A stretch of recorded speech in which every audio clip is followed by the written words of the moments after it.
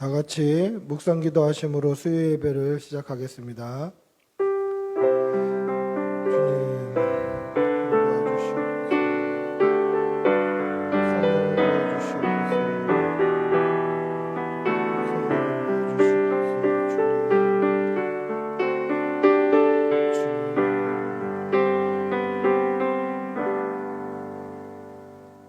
아멘. 찬송가 338장 찬송하시겠습니다. 338장입니다. 내 주를 가까이 하게 함은 338장입니다.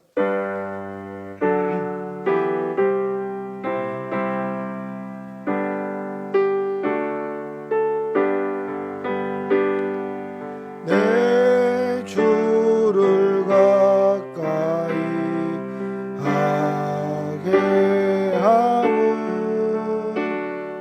십자가 짐 같은 고생이나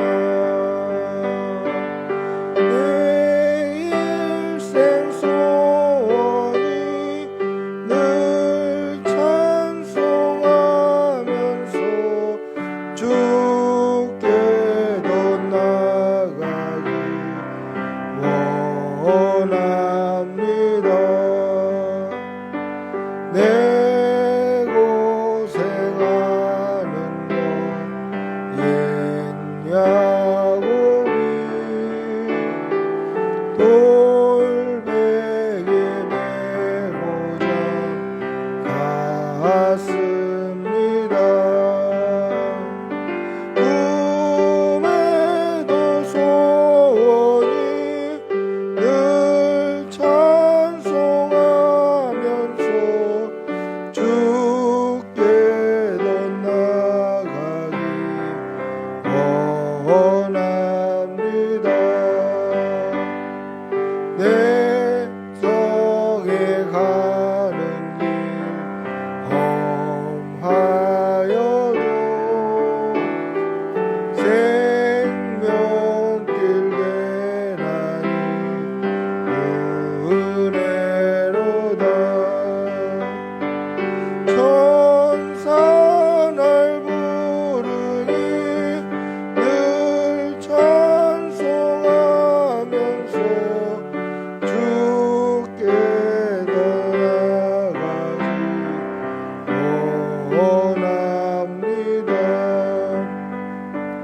야곱이 잠 깨어 일어나는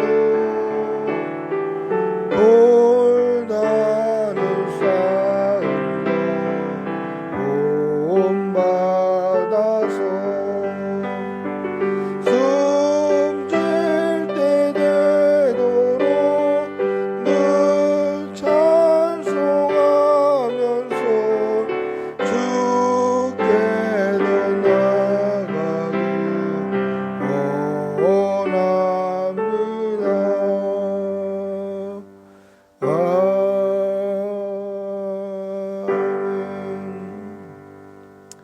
아멘. 기도하겠습니다.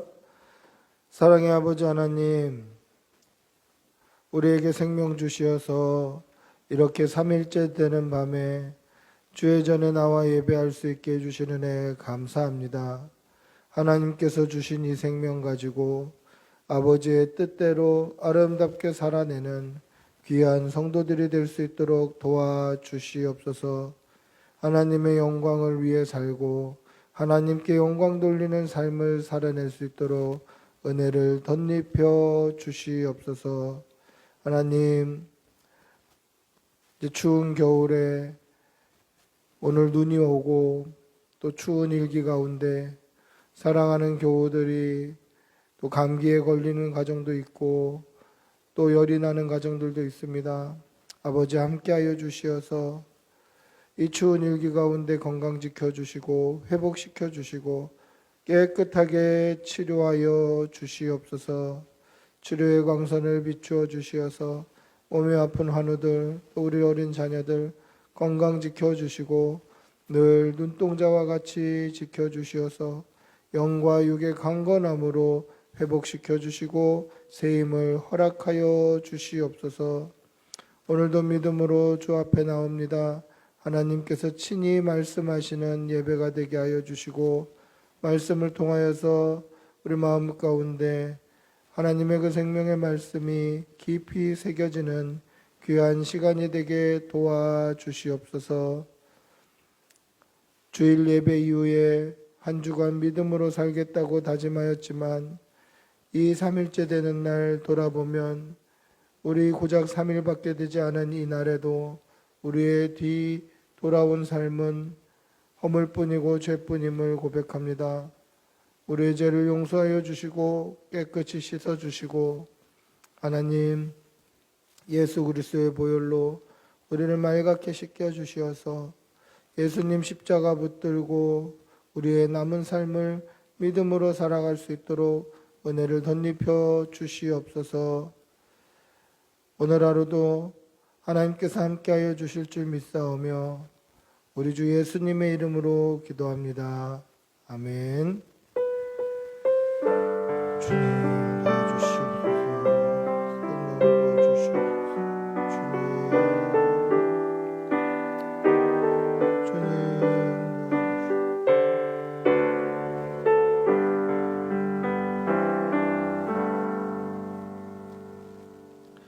하나님의 말씀 함께 보시겠습니다. 요한복음 6장 9절에서 13절까지입니다. 요한복음 6장 9절부터 13절 말씀입니다. 요한복음 6장 9절에서 13절까지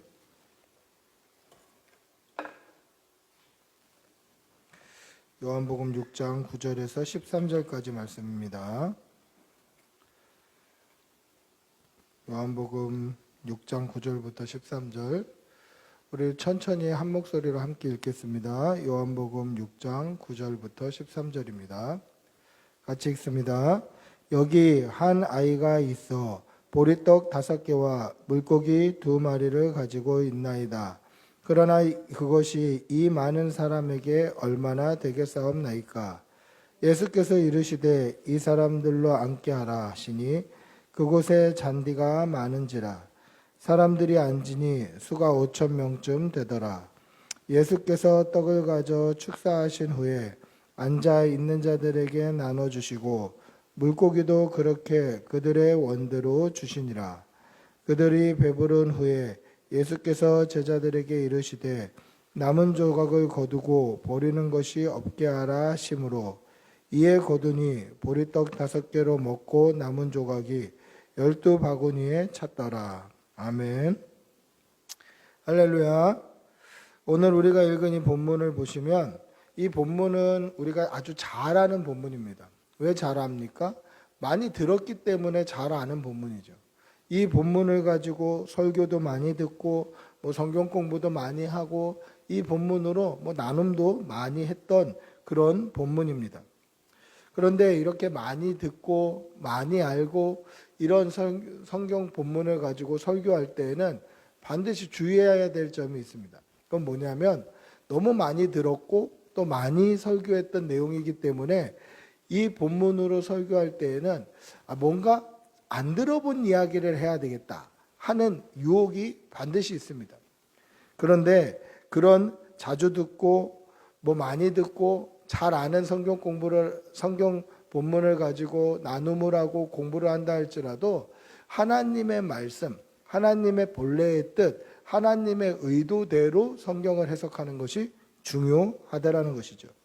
여러분, 성경은 하나님의 말씀입니다. 할렐루야. 이 사실을 믿으시기 바랍니다. 성경은 하나님의 말씀입니다. 근데 이 하나님의 말씀인 성경이 뭐에 대해서 이야기하고 있습니까? 예수님에 관해서 얘기하고 있습니다. 성경은 하나님의 말씀인데 이 말씀의 주제, 말씀이 이야기하고 있는 것은 예수 그리스도다라는 것이죠. 구약 성경은 장차 오실 메시아 예수 그리스도에 대해서 말씀하고 있습니다. 신약 성경은 무엇을 이야기하고 있습니까? 역시 장차 오실 메시아, 다시 오실 재림의 예수님을 이야기하고 있는 것입니다. 즉 성경은 하나님의 말씀인데 이 말씀은 예수 그리스도에 관한 이야기로 가득 차 있다라는 것이죠. 따라서 하나님의 말씀인 이 성경을 해석할 때에는 1차적으로 예수 그리스도 중심으로 해석을 해야 하는 것입니다.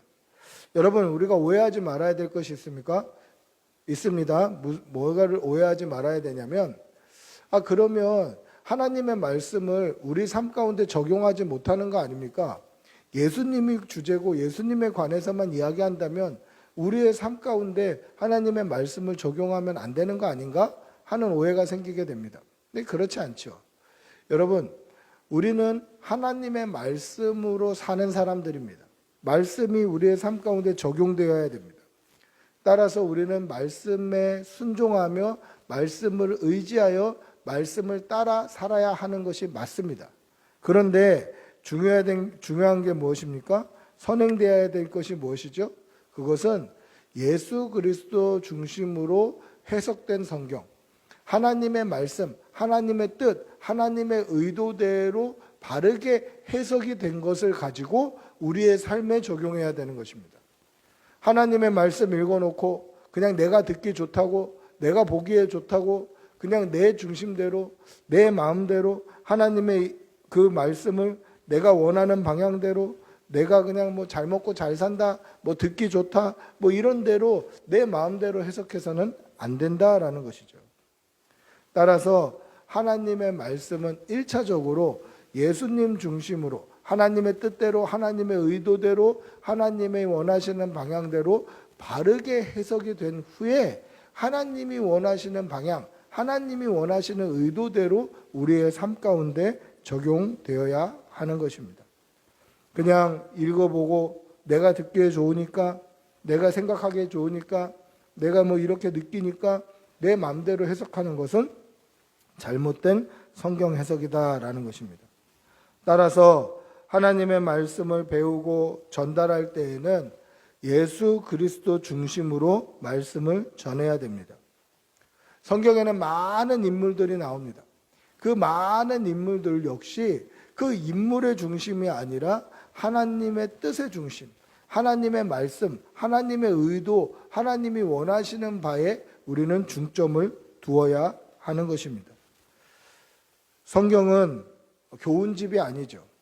이 사람이 이렇게 살았습니다. 우리도 그렇게 삽시다. 이러한 교훈집이 아닙니다. 이 땅에서 잘 먹고 잘 사는 것이 목표가 아니다라는 것이죠. 하나님의 관점, 하나님이 원하시는 바는 이 땅에서 잘 먹고 잘 사는 것으로 끝나는 인생이 아니지 않습니까? 우리의 삶의 끝은 영원한 천국, 영원한 본향으로 들어가는 것입니다. 따라서 하나님의 말씀, 하나님의 뜻대로 하나님의 말씀을 해석할 때에는 성경 인물 중심이 아니라 하나님 중심으로 설교를 해야 되고, 하나님 중심으로 이야기를 해야 되고, 하나님 중심으로 적용을 해야 되는 것입니다.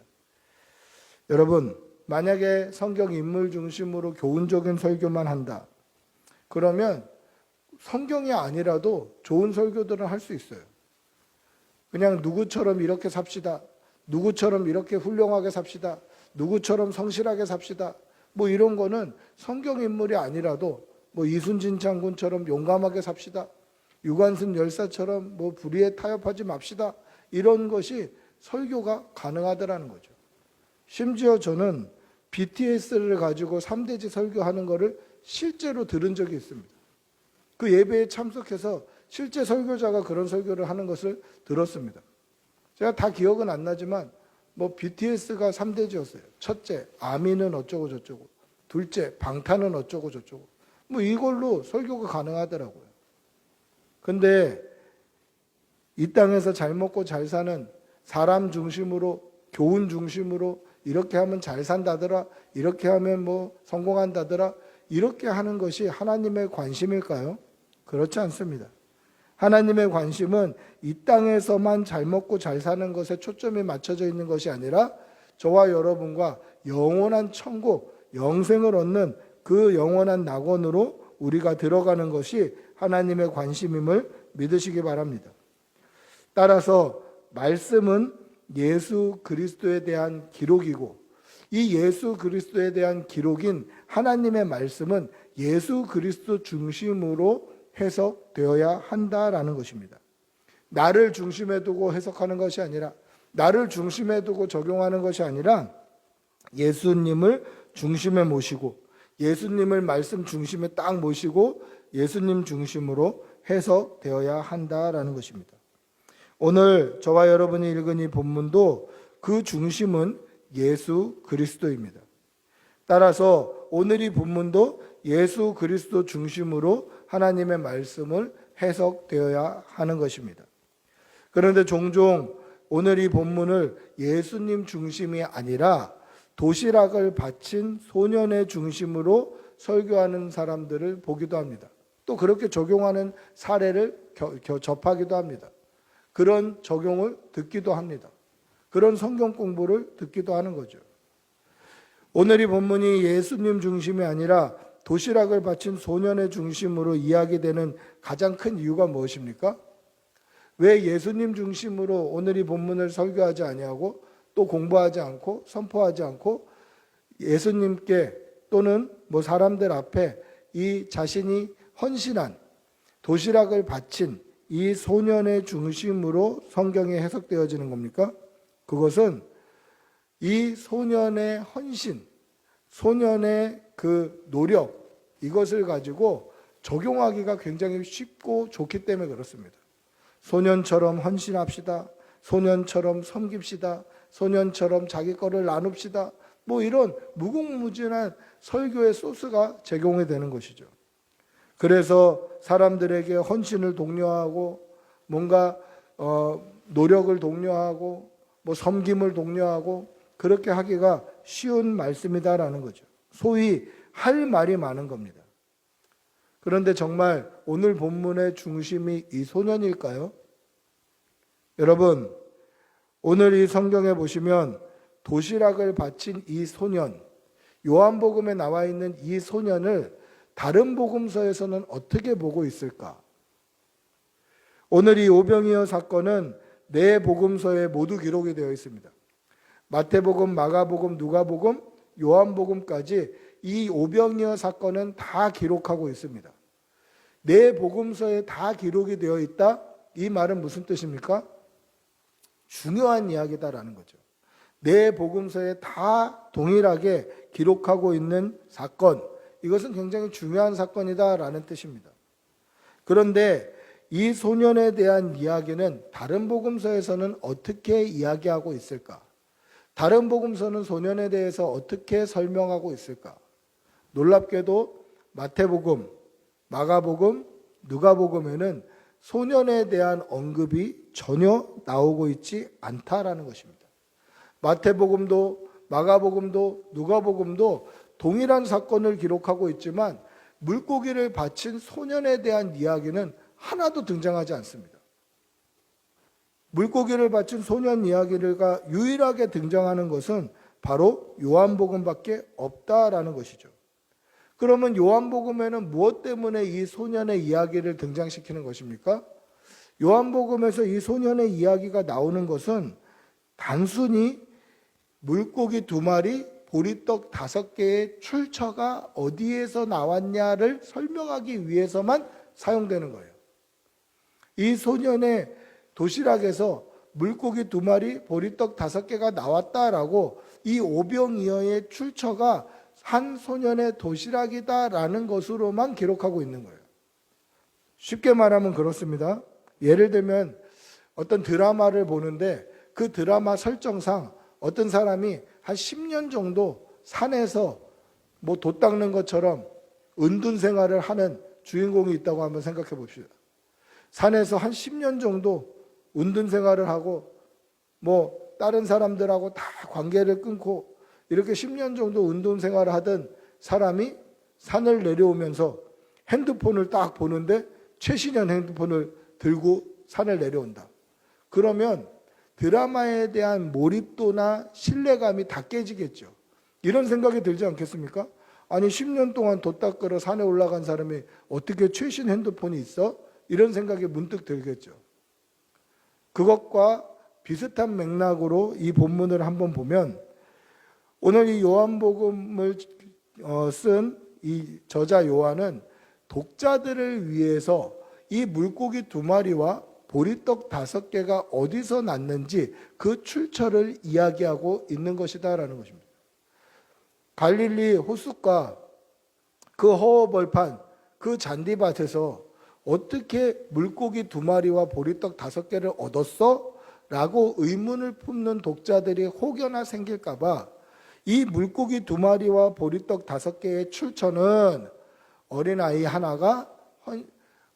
한 명의 도시락에서 나온 것이다. 독자들이 의문을 품지 않도록, 독자들의 몰입감이 깨지지 않도록, 독자들의 신뢰가 깨지지 않도록 이 출처가 소년의 도시락에서 나온 것이다 라고만 이야기하는 것이죠. 이후에도 이 소년에 대한 언급은 없습니다. 예수님께서 하늘을 우러러 축사하시고 나눠주라고 할 때에도 소년에 대해서 감사하거나 소년에 대해서 언급하는 것이 없다는 것이죠. 물고기 2마리, 보리떡 5개로 우리가 다 먹고 마시는데 여기에 예수님께서 한 소년이 헌신했습니다. 한 소년이 이것을 하나님 앞에 바쳤습니다. 이런 광고를 안 하시는 거예요. 즉 오늘 이 오병이어 사건의 주제, 오병이어 사건의 주인공은 한 소년이 아니라 예수 그리스도다라는 것입니다. 따라서 우리는 한 소년에 집중해서 이 말씀을 푸는 것이 아니라 예수님께 집중하여서 이 말씀을 보아야 하는 것이죠. 성경을 해석한다고 할 때 중요한 것이 무엇입니까? 하나님께서 우리에게 무엇을 말씀하시고자 하는가? 하나님의 의도가 무엇인가? 하나님의 뜻이 무엇인가? 하나님의 본뜻, 하나님의 의도를 읽어내는 능력이 굉장히 중요합니다. 따라서 오늘 본문에서 하나님의 뜻은 무엇입니까? 한 소년이 어떻다라는 것을 말씀하시는 게 하나님의 뜻이 아니라 예수 그리스도께 집중하여서 예수님이 어떻게 하신다, 예수님이 어떤 의도 때문에, 어떤 것 때문에 무엇을 가르치시고자 이렇게 오병이어 사건이 기록되어 있다라는 것에 우리는 더욱 집중해야 하는 것입니다. 그렇다면 이 오병이어 사건의 뜻은 무엇입니까? 오병이어 사건의 참 뜻은 요한복음에 굉장히 정확하게 언급하고 있는 것을 볼 수 있습니다. 요한복음을 보시면 이 오병이어 사건을 표적이라고 이야기를 합니다. 표적이 무슨 뜻입니까? 사인입니다. 하나님께서 사인으로 무엇을 말씀하고 싶으신지, 예수님께서 이 표적을 통해서 무엇을 가르쳐주고 싶으신지 분명히 기록하고 있다라는 것이죠. 물고기 2마리, 보리떡 5개로 모인 사람들이 다 배부르게 먹고 남은 것이 12바구니에 가득 찼습니다. 그리고 제자들은 배를 타고 호수 건너편으로 이동했습니다. 그리고 예수님은 기도하시러 산으로 들어가셨습니다. 거기 모인 무리들은 제자들이 예수님과 함께 호수 건너편으로 가지 않으시고 예수님은 이곳에 남아 계셨으니 그 모인 사람들도 그곳에 남아 있었습니다. 그런데 밤에 예수님께서 물 위를 걸어서 제자들이 가는 배 위로 올라가셨습니다. 그리고 호수 건너편으로 이동하신 것이죠. 다음날 날이 밝고 보니까 그쪽 편에 모여있던 사람들이 예수님께서 배도 없었는데 어떻게 호수 건너편으로 가셨을까 하면서 다시 예수님을 쫓아서 그 예수님이 계신 곳으로 걸어 나아갑니다. 그때 그들을 본 예수님께서 뭐라고 말씀하십니까? 우리 오늘 읽었던 본문, 오늘 읽은 본문은 아닙니다만은 6장 26절, 27절 한번 같이 읽어보겠습니다. 26절, 27절입니다. 6장 26절, 27절.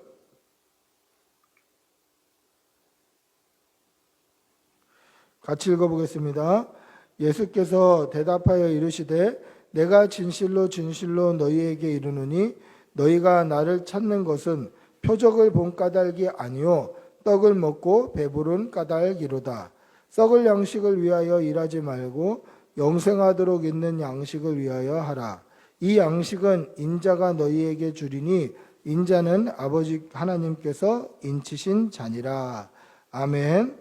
할렐루야. 예수님께서 이 오병이어 사건을 통해서 백성들에게, 제자들에게 표적으로, 하나님의 사인으로 보여주고 싶으셨던 것이 무엇입니까?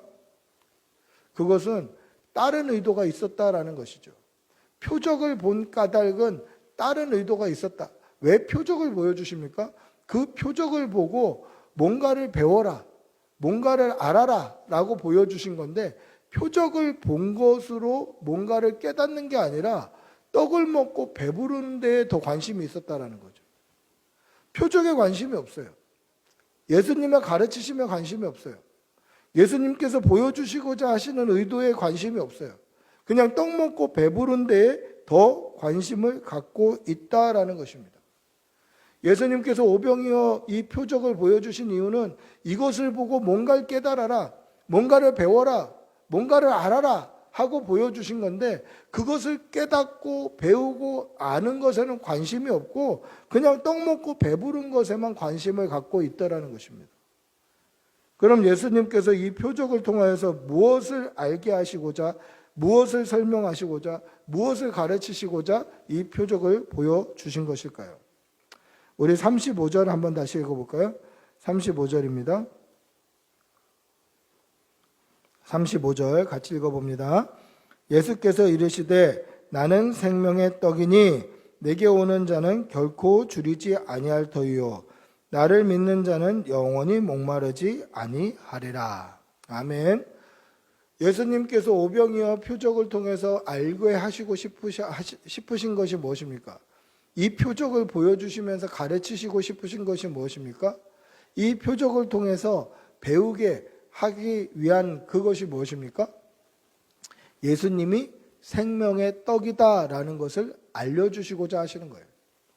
오병이어 사건을 보여주시면서, 그것을 표적으로 보여주시면서 제자들에게, 또 거기 있는 무리들에게 알게 하고자 하신 것은 딱 하나, 내가 생명의 떡이다. 당장 먹고 배부른 거 거기에 집중할 게 아니라 나에게 관심을 가져다오라고 말씀하고 있는 것이죠. 즉 예수님께서 생명의 떡이라는 사실을 오병이어 사건을 통해서 깨닫게 하시기 위함이다라는 거죠. 예수님이 생명의 떡이라는 사실을 오병이어 사건을 통해서 보여주고 싶으셨다라는 것입니다. 이것이 왜 중요합니까? 구약의 성도들은 광야에서 만나를 먹었습니다. 근데 만나를 먹었던 구약의 성도들은 다 광야에서 죽었습니다. 또 오늘 이 5,000명의 백성들, 5,000명의 사람들, 예수님을 따르던 이 5,000명의 무리들은 오병이어를 먹었습니다. 근데 오병이어를 먹었는데도 또 배가 고픈 거죠. 또 굶주린 겁니다. 그리고 또 이 세상에는 죽어버릴 수밖에 없는 것이죠. 생명을 다하면 오병이어를 먹어도 죽는 것입니다. 만나를 먹어도 죽는 것입니다. 우리도 식사를 잘 해도, 아무리 밥을 잘 먹어도, 아무리 영양가 있는 걸 먹어도 언젠가는 우리의 육신을 배불리는 것으로는 영원히 살 수는 없습니다. 그러면 영원히 살 수 있는 양식이 무엇입니까? 바로 생명의 떡이신 예수 그리스도다라는 것입니다. 우리 주님이 알게 해주신 이유가 뭡니까? 만나를 먹었어도 조상들은 광야에서 다 죽었다. 물고기 2마리, 보리떡 5개로 5,000명이 먹은 이 기적 역시 이것으로 말미암아 배부른 거, 그게 중요한 게 아니라 이 배부름을, 너희들의 배고픔을 해결해 줄 수 있는 내가 생명의 떡이다. 물고기 2마리, 보리떡 5개, 여기에 집중하지 말고 예수 그리스도를 믿는 것에 집중해다오라는 그러한 호소였다라는 것입니다. 따라서 이 오병이어 사건은 생명의 떡이신 예수 그리스도를 믿으면 영원한 생명을 얻는다라는 것을 알게 하시기 위함이었다라는 것이죠. 그리고 예수님께서는 본인이 생명의 떡이라는 것을 잡히시기 전날 밤에 제자들에게 한 번 더 재언을 해주십니다. 내 살을 먹어라, 내 피를 마셔라 라고 제자들에게 내가 생명의 떡이다라는 것을 한 번 더 재현해 주시는 것이죠. 그리고 오늘 저와 여러분 역시 성찬이라는 것으로 예수님의 살과 피에 참여할 수 있게 되는 것입니다. 즉 예수님이 생명의 떡이구나라는 것을 우리도 그 성찬을 통해서 깨달을 수 있게 되는 것입니다. 여러분, 예수님께서 오병이어로 5천 명을 먹이신 이유가 무엇입니까? 그냥 단순히 지금 배부르게 잘 먹고 파티하자 그건가요? 그렇지 않습니다. 예수님께서 오병이어로 5천 명을 먹이신 이유는 예수님이 생명의 떡이라는 것을 알게 하시기 위함이다라는 것입니다. 여러분, 이 믿음으로 영원한 생명을 누리시는 여러분들이 되시기를 바랍니다. 말씀을 맺습니다. 하나님의 말씀은 하나님의 뜻과 하나님의 의도대로 해석되어야 합니다. 하나님이 원하시는 뜻대로, 하나님께서 원하시는 의도대로, 하나님께서 말씀하시고자 하는 바대로 성경은 해석되어야 한다라는 것입니다. 하나님의 말씀인 성경을 읽어놓고 내가 원하는 대로 내 주장을 관철시키기 위해서, 내 욕심을 정당화하기 위해서 하나님의 말씀을 사용해서는 안 되는 것입니다.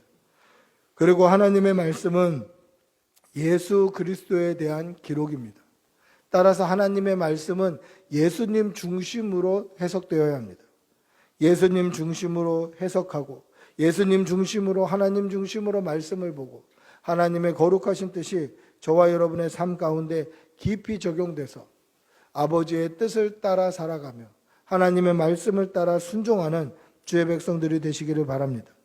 그리고 예수님께서 생명의 떡이라는 사실을 우리가 한시도 잊지 말고 예수 그리스도로 말미암아 날마다 풍성한 삶을 누리는 믿음의 성도들이 되시기를 축복하고 기도합니다. 우리 한번 같이 기도할 때에 하나님, 우리에게 믿음 주십시오. 생명의 떡이신 예수 그리스도로 온전히 믿음으로 말미암아 영생하는 그런 구원의 기쁨을 누리는 귀한 성도들이 될 수 있도록 도와주시옵소서. 우리 주님의 이름 한번 부르고 같이 기도하겠습니다. 주님, 아버지 인도하여 주시옵소서. 주님, 예수 그리스도께서 생명의 떡이심을 아버지 잊지 말게 하여 주시옵소서. 주님, 하나님이 원하시는 하나님의 말씀대로, 하나님의 섭리대로 그렇게 살아갈 수 있도록 은혜를 덧입혀 주시옵소서. 믿음으로 살아갈 수 있도록 은혜를 덧입혀 주시옵소서. 주님 도와주시옵소서. 주님 도와주시옵소서. 아버지 내려갈 수 있도록 주님 인도하여 주시옵소서.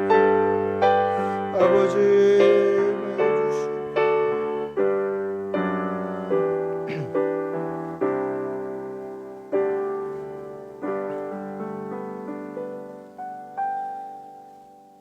사랑의 아버지 하나님, 우리에게 지혜를 덧입혀 주시고 성령님 함께하여 주시어서 지혜의 영이신 성령님이 하나님의 말씀을 읽을 때에 지혜롭게 하여 주시어서 하나님의 뜻대로, 하나님이 원하시는 대로, 하나님의 의도대로 하나님의 뜻을 잘 분별할 수 있도록 인도하여 주시옵소서. 하나님의 말씀을 내 욕심을 관철시키기 위해서 사용하지 않게 해주시고, 내 고집을 정당화하기 위해서 사용하지 않게 하여 주시고, 하나님의 뜻을 하나님의 의도대로, 하나님의 일하심, 하나님의 섭리대로 그렇게 온전히 바라보는 귀한 성도들이 될 수 있도록 은혜를 덧입혀 주시옵소서. 말씀으로 살아가는 주의 백성들 되게 도와주시옵소서. 감사드리며 우리 주 예수님의 이름으로 기도합니다. 아멘. 찬송가 335장 찬송하시겠습니다.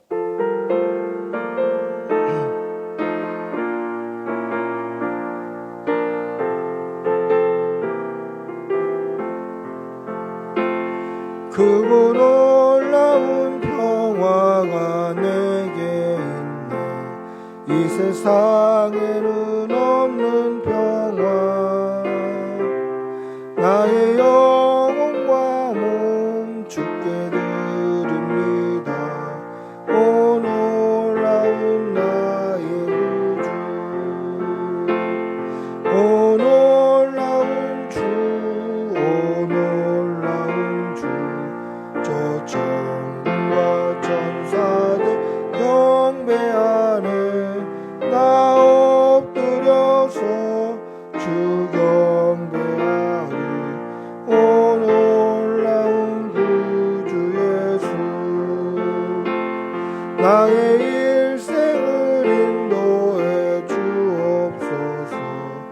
나의 생각도 주관하사 주의 뜻대로 날 다스리옵소서. 오 놀라운 나의 구주, 오 놀라운 주, 오 놀라운 주, 저 천군과 천사들 경배하네. 나 엎드려서 주 경배하리. 오 놀라운 구주 예수, 모든 것 주님께 드리오니 주여 기쁘게 받으시사 주의 나라 위에 성별하옵소서.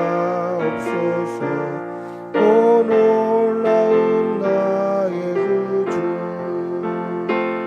오 놀라운 주, 오 놀라운 주, 저 천군과 천사들 경배하네.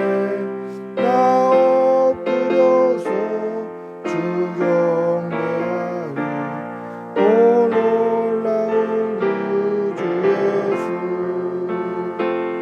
주의 광채가 찬란히 비춰오네.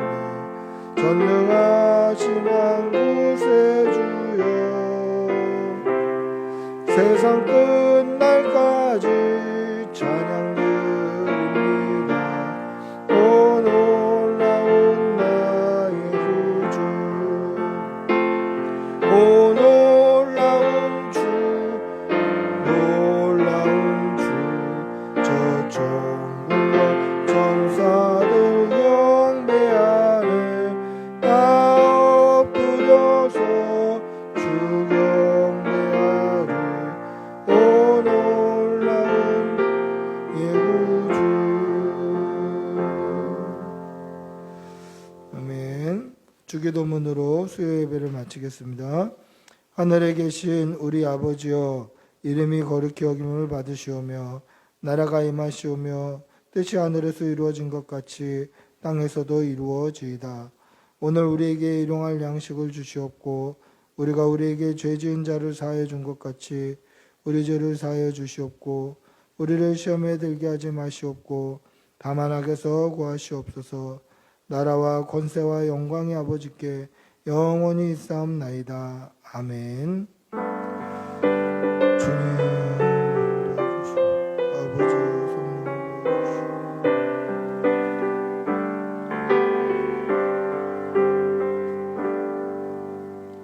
예배를 마쳤습니다.